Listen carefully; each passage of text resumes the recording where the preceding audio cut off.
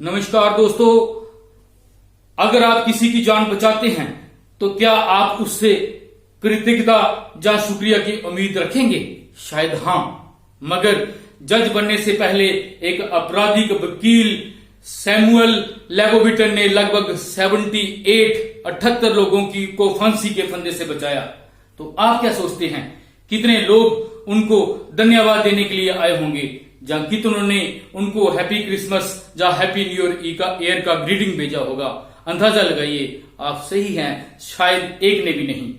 ऐसे ही ईसा मसीह जी ने एक दिन में लगभग 10 कोड़ियों को ठीक किया, लेकिन कितने कोड़ी उनको धन्यवाद देने के लिए रुके? सिर्फ एक। जब ईसा मसीह जी ने अपने शिष्यों को पूछा कि नो कहाँ है, तो वो भाग गए थे बिना धन्यवाद दिए हुए ही।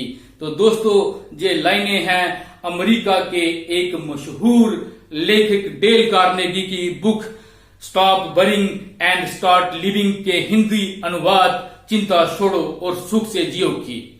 तो दोस्तों, अगर सैमुअल लेबोविटन या ईसा मसीह जैसी शख्सियत को लोग शुक्रिया कहने के लिए नहीं रुके, तो हम लोगों से शुक्रिया या धन्यवाद की उम्मीद क्यों रखें? तो आज का मेरा टॉपिक यही है कि हम लोगों से कृतज्ञता या धन्यवाद की उम्मीद क्यों न रखें और खुद कृतज्ञ और शुक्रगुजार कैसे बने। तो इंसान की फितरत ही ऐसी है, उसकी नेचर ही ऐसी है कि वो दूसरों पे किए उपकार याद रखता है, याद ही नहीं बल्कि उनका ढिंढोरा भी पीटता है, मगर दूसरों से लिए उपकार बड़ी जल्दी भूल जाता है। मैं एक ऐसी औरत को जानता हूं जिसको उसके पति ने छोड़ दिया था, या शायद वो मर गया था। वो अपने बच्चों को पालने के लिए लोगों के घरों में भीख मांगा करती थी। वो इतनी दुबली पतली हो गई थी कि लगता था अब वो ज्यादा दिन जीवित नहीं रह सकेगी।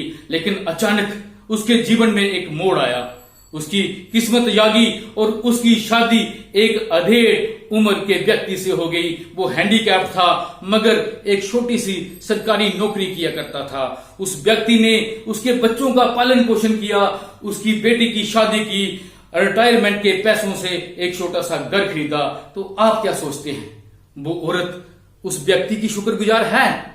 बिल्कुल नहीं। वो जब भी मिलती है उसकी निंदा करती है। ऐसे ही पढ़ी लिखी औरत हमेशा अपने पति की बुराइयां गिनती थी और उसके दोस्त और रिश्तेदारों को भी सुनाती थी। एक दिन अचानक किसी ने पूछ लिया कि मान लो अगर आपका पति मर जाए तो? उस औरत को सदमा लगा, वो घर चली गई और अपने पति की ईशाइयां लिखने लगी और उसने देखा कि पति की ईशाइयों का पलड़ा जो था उसकी बुराइयों से कहीं ज्यादा भारी था। तो जो नियामतें हमारे पास होती हैं हम उनकी कदर नहीं करते, लेकिन जब वो खो जाती हैं तो हम सदमे में आ जाते हैं। तो डेल कार्नेगी अपनी बुक में लिखते हैं कि अगर आज हमारे बच्चे कृतज्ञ नहीं हैं, शुक्रगुजार नहीं हैं, तो इसमें हम ही शायद कहीं दोषी हैं, क्योंकि हमने अपने बच्चों को सिखाया ही नहीं कि कृतज्ञता कैसे व्यक्त की जाती है। कृतज्ञता एक पेड़ की तरह है, इसको सींचना पड़ता है, इसको पानी और खाद देनी पड़ती है, फिर कहीं जाकर इसमें फूल तथा फल आते हैं। एक इंसान हमेशा अपनी गरीबी का रोना रोता था। जब उससे पूछा गया क्या वो अपनी 2 आंखों के बदले या अपने बच्चों के बदले में बहुत सारी दौलत लेना चाहेगा, तो शायद नहीं। तो कृतज्ञ बने, शुक्रगुजार बने, आदत बनाएं, सुबह उठ के उस ईश्वर का शुक्रिया करें एक दिन और देने के लिए, क्योंकि दुनिया में कितने ही लोग हैं जो रात को सोते हैं और अगली सुबह नहीं देख पाते। मैं एक और पर्सनल एक्सपीरियंस आपसे शेयर करता हूं। एक बार गाड़ी लेके कहीं जा रहा था, अचानक हॉस्पिटल के मोड़ पे देखा एक बूढ़ा इंसान एक औरत के साथ खड़ा था। गाड़ी रोकी, उनको बैठने का इशारा किया। वो बताने लगी औरत, ये मेरे पिता हैं, मेरे 2 भाई हैं, वो इसको अपने साथ नहीं रखते।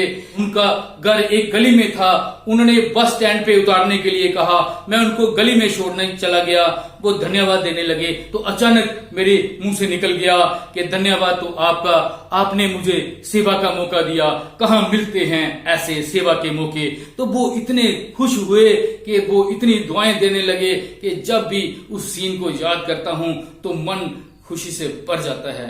तो दोस्तों, अगर जीवन में सुख पाना चाहते हैं, सुखी रहना चाहते हैं, तो दूसरों से कृतज्ञता या शुक्रिया की उम्मीद बंद कर दें और खुद कृतज्ञता को एक गहना बना लें। खुद भी शुक्रगुजार बने, कृतज्ञ बने और अपने बच्चों को भी कृतज्ञ बनाएं।